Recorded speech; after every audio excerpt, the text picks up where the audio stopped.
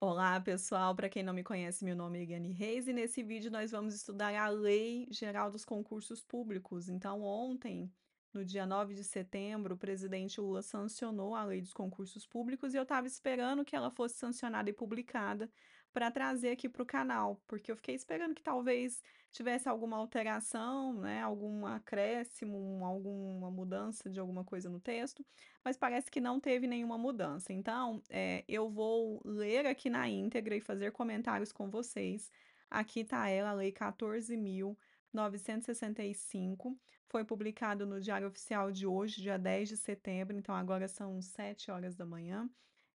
E aí eu vou comentar aqui com vocês, então vai ser praticamente um react, porque eu realmente não li ainda, então vou ler aqui junto com vocês. E aí, como eu sempre comento aqui no canal, né, quem tem conhecimento tem poder. Então eu acho que antes da gente fazer comentários, se a gente acha que deve ou não, se é um absurdo ou não, é importante que a gente leia o texto e conheça na íntegra o texto para a gente poder ter nossa própria opinião. Então, por isso que eu vou trazer o texto aqui na íntegra, a gente vai ler todo o texto, que é uma lei pequena, tá? Não é grande o arquivo. Com isso, você vai ler comigo, vai acompanhar. Eu vou fazer os comentários do que eu sei, do que eu tenho conhecimento, do que eu acho. Mas é óbvio que você também tem suas próprias opiniões, e aí deixe suas opiniões depois, claro, de conhecer o texto na íntegra, deixe suas opiniões aqui nos comentários, me conte o que você vai achar de tudo isso, tá? Então, como eu disse, eu não conheço ainda o texto, a gente vai acompanhar e eu vou conhecer aqui junto com vocês. Não se esqueça de curtir o vídeo, se inscrever no canal, ativar as notificações e compartilhar esse vídeo com todos os seus amigos concurseiros aí, independente do objetivo de cada um, né? A lei aqui ela é geral para os concursos públicos, então ela dispõe sobre as normas gerais relativas a concursos públicos, então vai se aplicar para todo mundo. Compartilhe esse vídeo aí com seus amigos que estão estudando para concursos e vamos aí conhecer o texto da Lei 14.965. A gente vai trabalhar com o texto na íntegra, eu vou fazer algumas marcações. Eu peguei aqui, eu deixei ela aqui com o arquivo em PDF, vou fazer aqui as marcações. Depois, se você quiser com as marcações, eu vou deixar no site para você fazer o download ou no nosso Telegram, tá? O link de todas as nossas redes sociais e do site estão aqui na descrição do vídeo. Bom, vamos lá. Eu acho que esse tamanho até que tá bom, né? Porque senão vai ficar um pouco fora do tamanho da tela. Então, é a nossa Lei 14.965, de 9 de setembro de 2024. Ela dispõe sobre as normas, ela dispõe, então, sobre as normas gerais relativas a concursos públicos. O presidente da República faço saber que o Congresso Nacional decreta e eu sanciono a seguinte lei. Capítulo 1. Disposições preliminares. Essa lei estabelece que normas gerais sobre concursos públicos para provimento de cargos e empregos públicos, para assegurar a aplicação dos princípios da administração pública e do disposto no inciso 2 do caput do artigo 37 da Constituição Federal.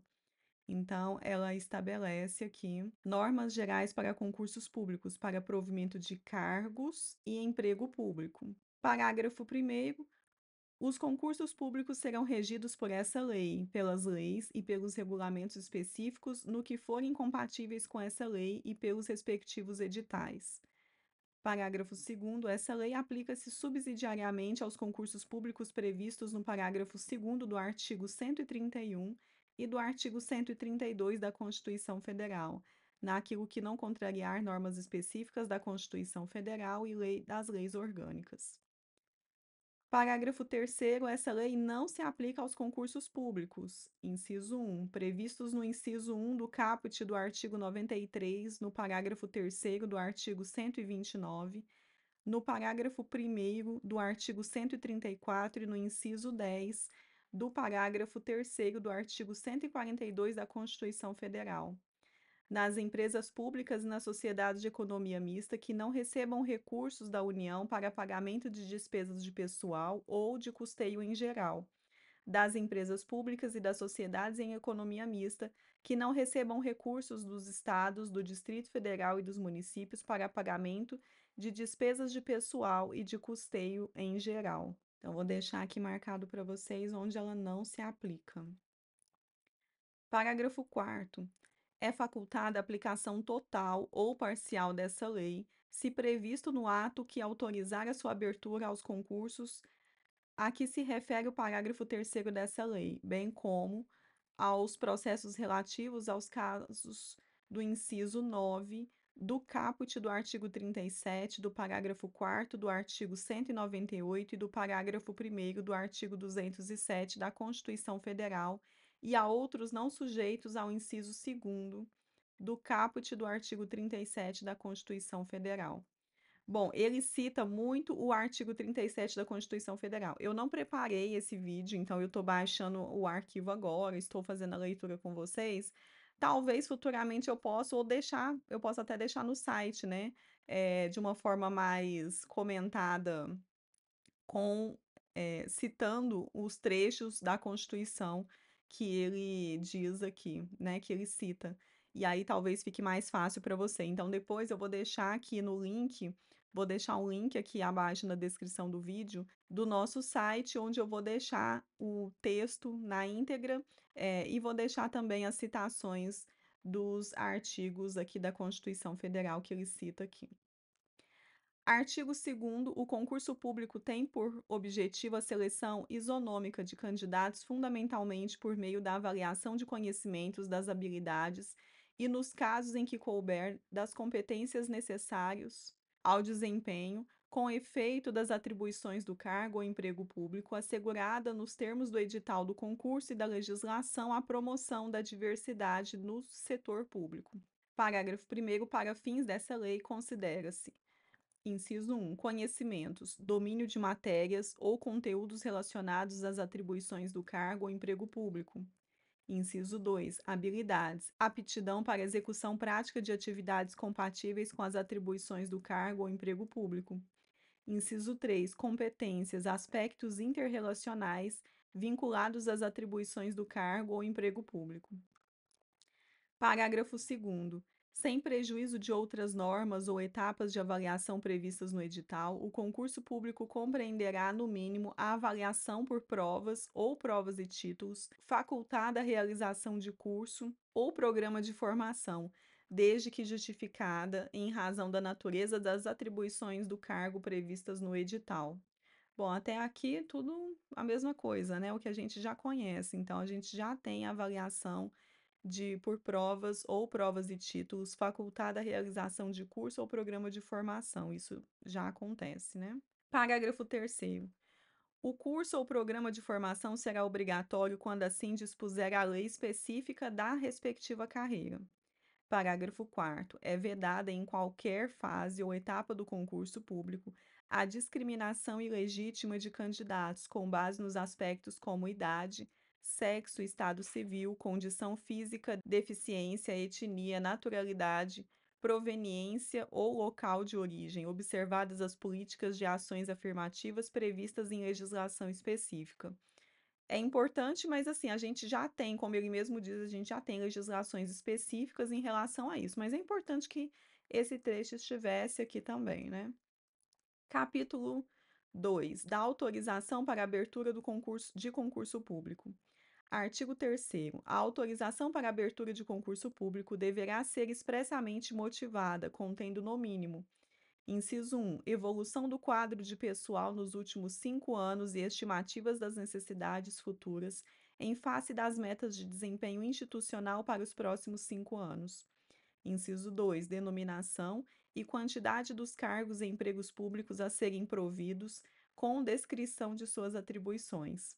Inciso 3. Inexistência de concurso público anterior válido para os mesmos cargos e empregos públicos, com candidato aprovado e não nomeado. Inciso 4. Adequação de provimento dos cargos e empregos públicos em face das necessidades e possibilidades de toda a administração pública.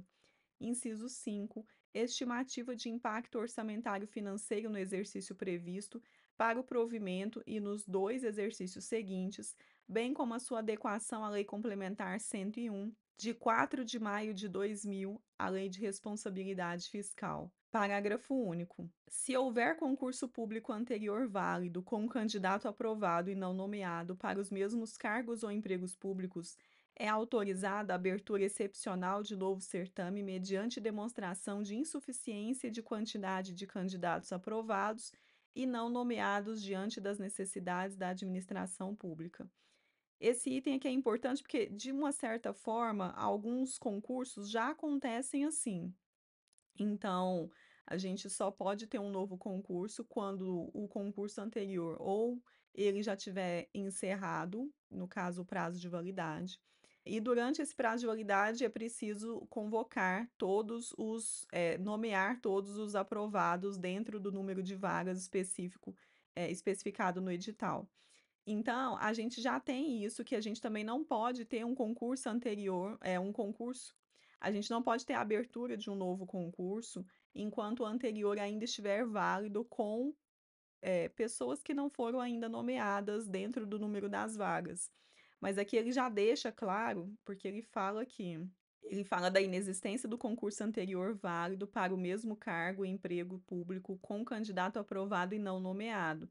Então, se tiver candidatos dentro do número de vagas e não for nomeado, essas pessoas elas precisam ser nomeadas para que um novo concurso surja, né? E ele deixa aqui bem específico, eu vou até tirar essa marcação aqui e deixar. Ele deixa bem explicado que vai ser uma abertura excepcional de novo certame mediante a demonstração de insuficiência. Ele precisa demonstrar a insuficiência da quantidade de candidatos aprovados e não nomeados diante das necessidades da administração pública. Então, ele vai forçar que seja demonstrado isso, de que existem mais cargos disponíveis, vagos, do que o número de pessoas que já estão aguardando a nomeação. Então, aqui, se aquelas pessoas forem nomeadas, não será possível preencher todos os cargos vagos de que eles realmente precisam nesse momento.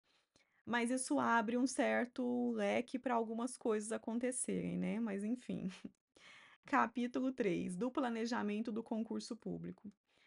Artigo 4º. O planejamento e execução do concurso público poderão, por ato de autoridade competente para autorizar sua abertura, ser atribuídos a: inciso 1, comissão organizadora interna do órgão ou entidade, ou inciso 2, órgão ou entidade pública pertencente ao mesmo ente federativo ou, excepcionalmente, a ente diverso, que seja especializado na seleção, na capacitação ou na avaliação de servidores ou empregos públicos ou empregados públicos. Artigo 5º. A comissão organizadora será composta por um número ímpar de membros ocupantes de cargo ou emprego público, dos quais um deles será o seu presidente e presidirá por maioria absoluta.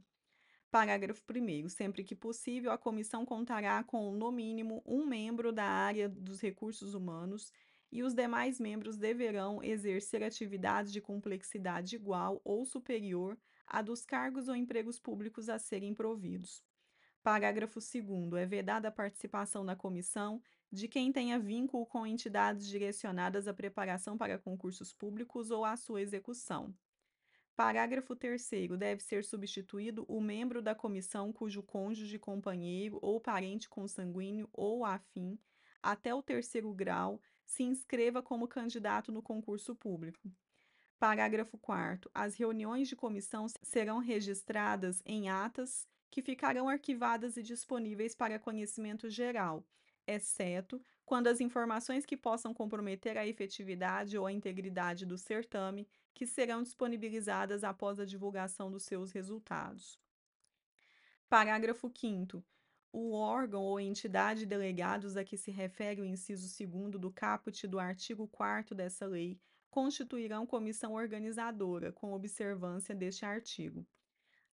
Basicamente, isso já acontece, né? Então, a gente já tem a formação de uma comissão organizadora. Na grande maioria dos concursos, a publicação acontece, então fica lá público o nome da composição desses membros da comissão organizadora. E aqui ele fala uma coisa que meio que chove no molhado, porque a gente também já tem legislação. Então, ele fala que precisa ter, a comissão vai ter um presidente, e que a comissão ela não pode ter um membro de comissão cujo cônjuge, companheiro ou parente consanguíneo ou afim até o terceiro grau se inscreva como candidato no concurso público. Eu não depois eu vou dar uma checada para ver se na legislação ela fala exatamente sobre isso, ou se é só depois que o servidor é nomeado, tá? Mas a gente já tem isso, a gente já estuda isso, inclusive em direito administrativo, né? Artigo 6º, compete à comissão organizadora planejar todas as etapas do concurso público. Inciso 2, identificar os conhecimentos, as habilidades e, quando for o caso, as competências necessárias ao exercício dos cargos dos empregos públicos a serem providos. Inciso 3, decidir sobre os tipos de prova e os critérios de avaliação mais adequados à seleção, em vista dos conhecimentos, das habilidades e das competências necessários. Inciso 4, definir, com base nas atribuições dos cargos e empregos públicos, o conteúdo programático, as atividades práticas e as habilidades e competências a serem avaliados. Inciso 5, decidir sobre o uso da avaliação de títulos, se lei específica não a determinar, bem como sobre os títulos a serem considerados em vista dos conhecimentos, das habilidades e das competências necessários. 6. Fazer publicar o edital de abertura e os demais comunicados relativos ao concurso público. Inciso 7. Executar todas as fases ou etapas do concurso. 8. Designar os avaliadores das provas com formação acadêmica e atividade profissional compatíveis e sujeitos às vedações e aos impedimentos previstos nos parágrafos 2º e 3º do artigo 5º dessa lei. 9. Designar os supervisores do programa de formação segundo os requisitos constantes no inciso 8 do caput desse artigo. Parágrafo 1º. Por decisão da comissão organizadora, a execução do concurso público ou de suas etapas poderá ser atribuída à instituição especializada que, inciso 1, inciso primeiro ou inciso 1? Eu acho que eu estou lendo errado o tempo todinho aqui para vocês, né? Consultará formalmente a comissão organizadora sempre que houver dúvida quanto à execução do concurso público. 2. Será responsável por assegurar o sigilo das provas.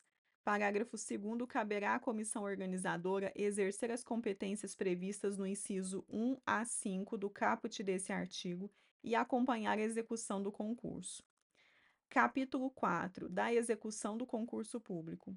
Artigo 7º. O edital do concurso público deverá conter, no mínimo, inciso 1. A denominação e a quantidade dos cargos ou empregos públicos a serem providos com a descrição de suas atribuições e dos conhecimentos, das habilidades e das competências necessários, correlatos com as atividades a serem desempenhados pelo servidor. Inciso 2. A identificação do ato que autorizou o certame, as leis de criação e os regulamentos do cargo no emprego público, bem como o vencimento inicial com a discriminação das parcelas que o compõem. 3. Os procedimentos para inscrição. 4. O valor da taxa de inscrição, bem como as hipóteses e os procedimentos para sua isenção ou redução. 5. As etapas do concurso público. 6. Os tipos de prova e os critérios de avaliação com a especificação do conteúdo programático, das atividades práticas e, quando for o caso, das habilidades e das competências a serem avaliados. 7. Quando couber, os títulos a serem considerados e a sua forma de avaliação. 8. A instituição especializada responsável pela execução do concurso e de suas etapas, quando for o caso.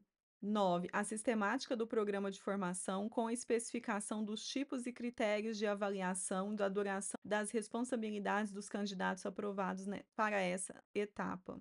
10. Os critérios de classificação de desempate e de aprovação do concurso público, bem como os requisitos para nomeação. 11. Os percentuais mínimos e máximos de vagas destinados a pessoas com deficiência ou que se enquadrem nas hipóteses legais e ações afirmativas e de reparação histórica, com a indicação dos procedimentos de comprovação. 12. As condições para a realização das provas por pessoas com deficiência em situação especial. 13. As formas de divulgação dos resultados. 14. A forma e o prazo para interposição dos recursos. 15, o prazo de validade do concurso e a possibilidade de prorrogação. Artigo 8º. Os concursos O concurso poderá ser realizado total ou parcialmente à distância, de forma online ou plataforma eletrônica com acesso individual, seguro e em ambiente controlado, desde que garantida a igualdade de acesso às ferramentas e aos dispositivos de ambiente virtual. Parágrafo único. A aplicação do disposto nesse artigo depende de regulamentação, que poderá ser geral para o ente da federação ou específica para cada órgão ou entidade, com consulta pública prévia obrigatória, observados os padrões de segurança da informação previstos em lei. Bom, aqui então, no capítulo 4, ele vai falar sobre a execução do concurso público. Na verdade, meio que também choveu no molhado, porque tudo isso que está dito aqui já é basicamente o que acontece, né, nos concursos públicos, com exceção desse artigo 8º, onde ele diz aqui que poderá ser realizado total ou parcialmente à distância, de forma online ou por plataforma eletrônica com acesso individual, seguro e em ambiente controlado, desde que garantida a igualdade de acesso às ferramentas e aos dispositivos de ambiente virtual. Bom, isso aqui, na verdade, é o mais polêmico que todo mundo está falando desde sempre, mas a gente tem que lembrar que está escrito aqui que o concurso poderá. Não quer dizer que a partir de agora todos os concursos serão assim. Não quer dizer. Então, cada órgão, cada entidade, cada um vai escolher o formato que vai fazer esse concurso. E muito provavelmente eu acredito que nesses primeiros anos isso não vai ser viável. Por quê? Porque a gente não consegue, eh, no momento presente, né, agora em 2024, a gente não consegue, garantir um acesso individual seguro e em ambiente controlado, por inúmeras razões, né. Primeiro, que a gente pode ter as excepcionalidades, então pode faltar energia na minha rua e na sua não. Se eu fizer a prova aqui em Uberlândia, em Minas Gerais, pode ser que a galera que está em Brasília, ela lá não falte energia. Pode ser que os colegas que estão no Rio Grande do Sul tenham uma falta de internet, a internet cai e aí o pessoal vai ficar sem a prova. Então, assim, existem várias coisas. Aqui, no momento de estudar, a gente teve a experiência da prova, para o exame de suficiência durante a pandemia. A gente teve uma prova online, que eu posso dizer que a experiência foi uma baixaria total. Eu sempre falo isso, por quê? Porque a gente não estava preparado, vou dizer, a gente, enquanto sociedade, a gente não estava preparado para ter uma prova online. Então, no exame de suficiência, a gente teve uma única prova, durante a pandemia, que foi em ambiente virtual. E aí, como que funcionou? Quando você não conseguiria, por exemplo, assim que você abriu o sistema, você só ia passando as questões para frente, então não tinha como folhear o caderno de provas e ir vendo as questões, assim, no formato como você faria no formato físico e que você leria ia passando lendo as questões, depois ia voltar lá atrás, resolver uma para depois passar para frente. Então, no ambiente virtual só tinha como você passar para frente. Então, aparecia na sua tela uma questão, você resolvia e você já passava para frente. Não tinha nem como voltar para conferir se você falou assim: "Ah, marquei a alternativa errada, vou lá marcar de novo". Não tinha como. Então, o ambiente era controlado nesse sentido. Mas, em contraposição, a gente teve vários problemas, porque o sistema aí quem aplicou foi a Consulplan. O sistema caiu, o sistema travou para muita gente realmente foi prejudicada, porque chegava até no meio da prova, o sistema travou e não a pessoa não conseguia voltar ou continuar a prova. Teve gente que teve um atraso enorme para poder tentar entrar, porque aí muita gente entrou no sistema ao mesmo tempo e o site ficou congestionado, então muita gente demorou mais de 40 minutos para conseguir entrar na prova, então foi uma confusão. E no final, enquanto nós, enquanto sociedade, a gente não se garantiu com a nossa honestidade. E aí o pessoal formou grupinhos para resolver a questão no WhatsApp, então tava assim, tipo, com a tela aqui, com a prova e nos grupos de WhatsApp, conversando com os colegas, tentando consultar. Tinha gente que estava com o computador do lado, um notebook, um tablet, consultando as respostas. Teve gente, inclusive, que teve a coragem de me oferecer para me pagar, para eu fazer a prova no lugar da pessoa. Então, eu não aceitei e fiz a denúncia aqui na internet, né, na ocasião. Mas alguém aceitou, né, então, eh, assim, foi uma confusão, tá. Então eu não acho que nesse primeiro momento, a gente vai ter um formato de uma prova 100%, como ele disse aqui, realizado totalmente ou parcialmente à distância. Agora, a gente já tem uma outra situação, por exemplo, no concurso nacional unificado, nesse que aconteceu agora em agosto de 2024, lá previa que para alguns cargos vai existir ainda, porque não saiu nem a lista dos resultados, não saiu nem o resultado preliminar, né, para saber quem vai ter a discursiva corrigida. Lá constava que o curso de formação para alguns cargos poderia ser uma parte online. Então essa parte é uma parte do concurso, é uma etapa, o curso de formação é uma etapa do concurso, assim como ele fala aqui ele fala sobre a sistemática do programa de formação. O programa de formação é o curso de formação. Alguns cursos possuem curso de formação. E aí no CNU ele falava, então ele previa no edital que uma parte ou totalidade desse curso de formação poderia ser realizada à distância. Então já seria uma parte do concurso sendo realizado à distância.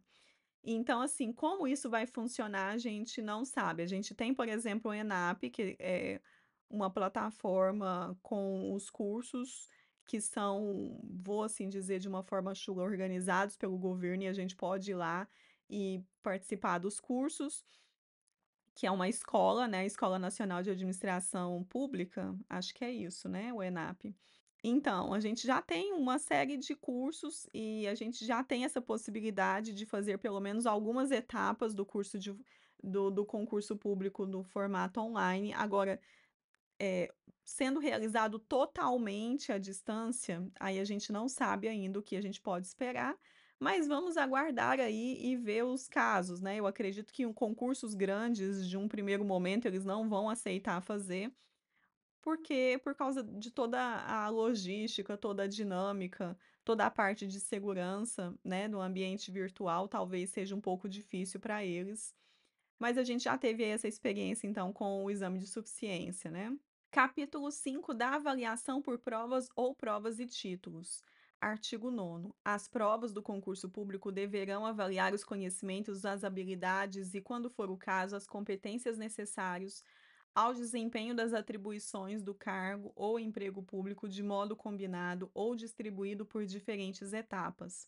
Parágrafo 1º. As provas poderão ser classificatórias, eliminatórias ou classificatórias e eliminatórias, independentemente do seu tipo ou dos critérios de avaliação. Parágrafo 2º. Sem prejuízo de outros tipos de prova previstos no edital, são formas válidas de avaliação. Inciso 1. De conhecimentos, provas escritas, objetivas ou dissertativas e provas orais que cubram conteúdos gerais ou específicos. Parágrafo 2º. De habilidades: elaboração de documentos e simulação de tarefas próprias do cargo ou emprego público, bem como testes físicos compatíveis com as suas atividades. Inciso 3. De competências: avaliação psicológica, exame de rigidez mental ou teste psicotécnico conduzido por profissional habilitado nos termos da regulamentação específica. Parágrafo 3º. O edital indicará de modo claro, para cada tipo de prova, se a avaliação será de conhecimentos, habilidades ou competências, facultada a combinação de tais avaliações em uma mesma prova ou etapa.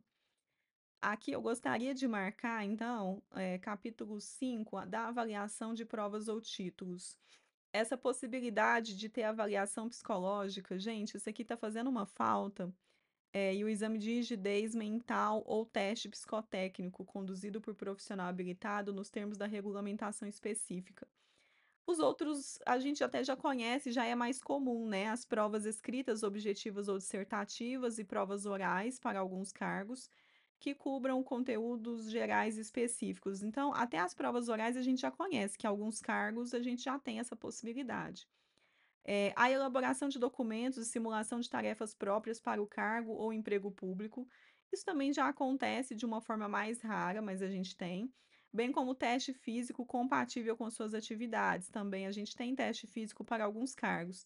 Mas a avaliação psicológica, agora falando eu como servidora, na gestão de pessoas, né, no recursos humanos, gente, isso aqui faz uma falta, porque às vezes a pessoa entra e depois, assim, no momento um dia depois da posse, a gente descobre que a pessoa talvez ela nem estaria apta, nem estaria apta a às atividades, né, as atribuições do cargo. E aí para poder, vamos assim dizer, tirar ela ou afastar ela, e aí se afasta já é uma pessoa que você estava contando com que cobriria aquele cargo vago, e a pessoa já vai ficar afastada, e talvez a pessoa nunca mais volte, porque ela vai ficar afastada por, sei lá, né, ad eterno.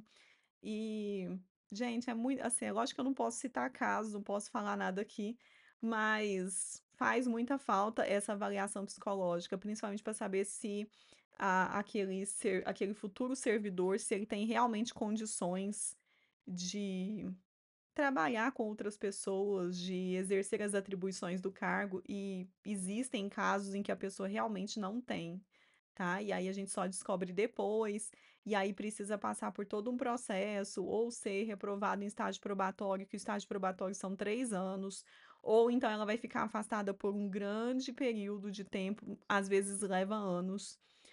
E talvez essa pessoa nunca volte. Então a gente passa por isso, e é muito bom que essa parte da avaliação psicológica e rigidez mental, esteja presente na lei, tá? Dos concursos públicos. E aí também vamos ver se essa lei vai ser aplicada também, né? Mas pelo menos a gente já tem um início, de um começo de alguma coisa. Aí ele fala no artigo 10, a avaliação de títulos terá por base os conhecimentos, as habilidades e as competências necessários ao desempenho das atribuições do cargo ou emprego público, e terá caráter classificatório. Capítulo 6 do curso ou programa de formação, que é o curso de formação que a gente chama, né, de curso de formação. Artigo 11. A realização do curso ou programa de formação é facultativa, ressalvada a disposição diversa à lei específica. Gente, aqui é facultativa na hora do órgão ou entidade elaborar o edital. Não é para você, né? Porque, por exemplo, aí vem um concurso, vem o edital falando assim: olha, a gente vai ter curso de formação. Aí você, enquanto candidato, vai falar assim: ah, é facultativo, eu não vou participar. Não é sobre isso, tá? Então, aqui é sobre na hora de elaborar o edital de concurso. Parágrafo 1º. O curso ou programa de formação poderá ser de caráter eliminatório, classificatório ou eliminatório e classificatório. Introduzirá os candidatos às atividades do órgão ou ente, avaliará seu desempenho na execução das atribuições ligadas ao cargo ou emprego público e compreenderá. Inciso 1. Instrução quanto à missão, às competências e ao funcionamento do órgão ou entidade. Inciso 2. Treinamento para as atividades, as práticas e as rotinas próprias do cargo ou emprego público. Parágrafo 2º. A instrução e o treinamento do candidato poderão ser feitos por meio de aulas, curso, palestra ou outras dinâmicas de ensino, presenciais ou à distância, e serão avaliados com base em provas que garantam impessoalidade na avaliação. Aqui ele fala sobre presencial ou à distância, né, que é o que eu comentei. Parágrafo 3º. O treinamento para as atividades terá por base práticas que integrem a rotina do cargo ou emprego público, vedado o exercício de competências decisórias que possam impor dever ou condicionar direito. Parágrafo 4º. Será considerado reprovado e, consequentemente, eliminado do concurso o candidato que não formalizar a matrícula para o curso de formação dentro do prazo fixado por ato de convocação ou não cumprir o mínimo de 85% da sua carga horária. para você entender que o facultativo aqui é na hora de elaborar o edital. O edital pode ter um curso de formação ou não, mas para você que é candidato, você é sim obrigado, se fizer parte do seu concurso, você é obrigado a participar e você vai ser considerado como reprovado se você não formalizar a matrícula dentro do prazo fixado ou não cumprir com 85% da carga horária do curso. Parágrafo 5º. A duração do programa será definido em regulamento ou no edital do concurso, de forma proporcional ao necessário para o atingimento dos objetivos previstos no parágrafo 1º desse artigo. Capítulo 7. Disposições finais. Artigo 12. A decisão controladora ou judicial que, com base nos valores jurídicos abstratos, impugnar tipo de prova ou critério de avaliação previsto no edital do concurso público, deverá considerar as consequências práticas da medida, especialmente em função dos conhecimentos, das habilidades e das competências necessários ao desempenho das atribuições do cargo ou emprego público, em observância ao caput do artigo 20, Decreto-Lei 4.657, de 4 de setembro de 1942, Lei de Introdução às Normas do Direito Brasileiro.